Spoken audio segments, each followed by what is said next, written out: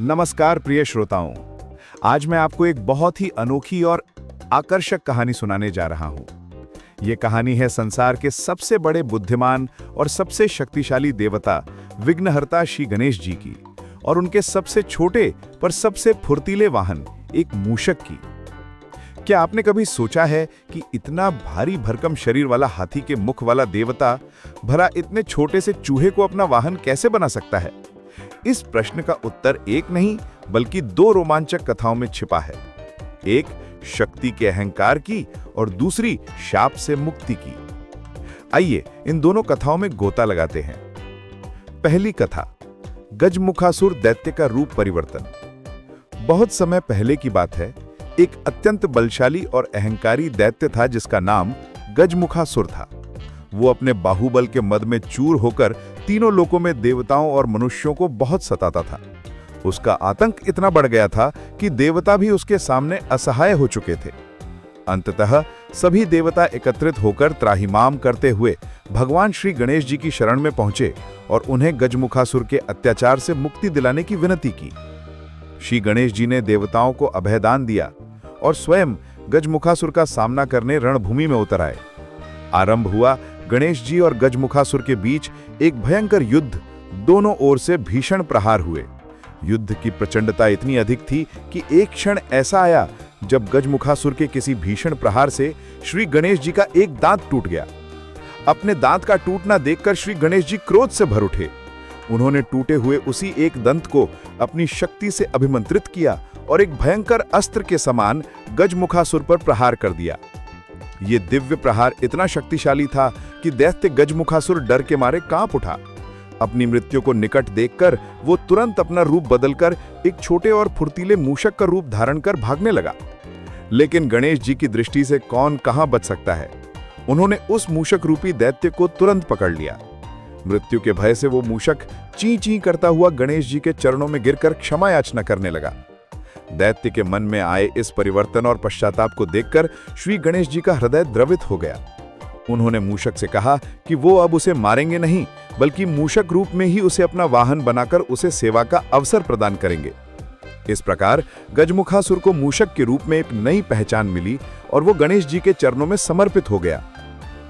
दूसरी कथा, क्रौंच गंधर्व का शाप और अहंकार का हरण। एक अन्य कथा भी है जो बताती है कि मूषक को शाप के कारण यह रूप मिला था।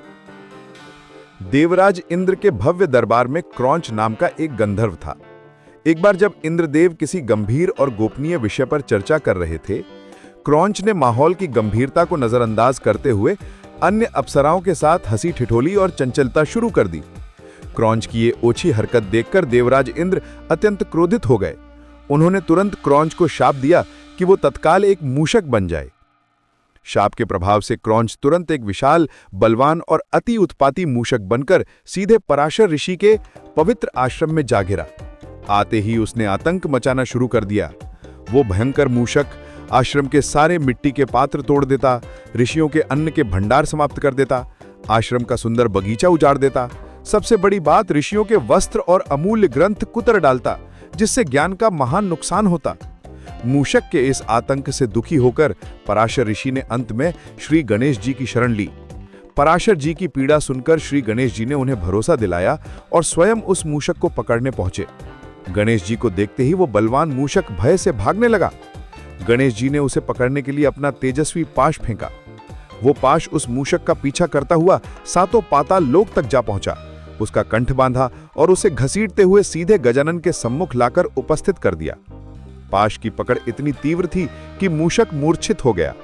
जब उसकी मूर्छा टूटी तो उसने अपनी मृत्यु को सामने देखकर भय से गणेश जी की आराधना और स्तुति शुरू कर दी और अपने प्राणों की भीख मांगी। गणेश जी उसकी स्तुति से प्रसन्न तो हुए, पर उन्होंने कहा, हे मूषक, तुमने साधु पुरुषों को बहुत सताया है। मेरा अवतार दुष्टों के नाश और शरणागत की रक्षा के लिए हुआ है, इसलिए मैं तुम्हें वरदान देता हूं, मांगो क्या चाहते हो। गणेश जी के ये वचन सुनते ही उस उत्पाती मूषक का अहंकार फिर जाग उठा। वो अपनी शक्ति और अपनी फुर्ती के झूठे मद में आकर हास्यास्पद रूप से बोला, मुझे आपसे कुछ नहीं चाहिए, आप ही मुझसे वरदान मांगिए। गणेश जी का ये अटपटा अहंकार देखकर गणेश जी हंसे और उन्होंने तुरंत उसके गर्व को चूर करने का निर्णय लिया। गणेश जी ने कहा, ठीक है मूषक, यदि ऐसा है तो मेरा ये वरदान स्वीकार करो, आज से तुम मेरा वाहन बनोगे। मूषक ने तुरंत तथास्तु कह दिया। पलक झपकते ही श्री गणेश जी अपने भारी भरकम रूप में उस छोटे से मूषक पर आरूढ़ हो गए। अब भारी भरकम गजानन के भार से मूषक फाही त्राही कर उठा। वो पूरी तरह से दबने लगा और दर्द से चीखने लगा। उसने तुरंत गणेश जी से प्रार्थना की कि प्रभु, मेरा अहंकार नष्ट हो गया है, मेरा गर्व हरण करें और कृपा करके अपना भार इतना कम कर दें कि मैं आपके योग्य सेवक बन सकूं। मूषक के इस पश्चाताप को देखकर गणेश जी ने अपना भार कम किया और उसे अपने वहन करने योग्य बनाया। इस प्रकार मूषक को क्रौंच गंधर्व के शाप से भी मुक्ति मिली और वो श्री गणेश जी का सबसे प्रिय फुर्तीला और विश्वसनीय वाहन बन गया। आज के लिए बस इतना ही। ये अद्भुत कथा हमें सिखाती है कि शक्ति का अहंकार विनाशकारी होता है और सच्चा सामर्थ्य केवल ईश्वर की सेवा और विनम्रता में छिपा होता है। अगर आपको ये कहानी अच्छी लगी हो तो वीडियो को लाइक करें और हमारे चैनल अस्तित्व की खोज को शेयर और सब्सक्राइब करना ना भूलें। धन्यवाद।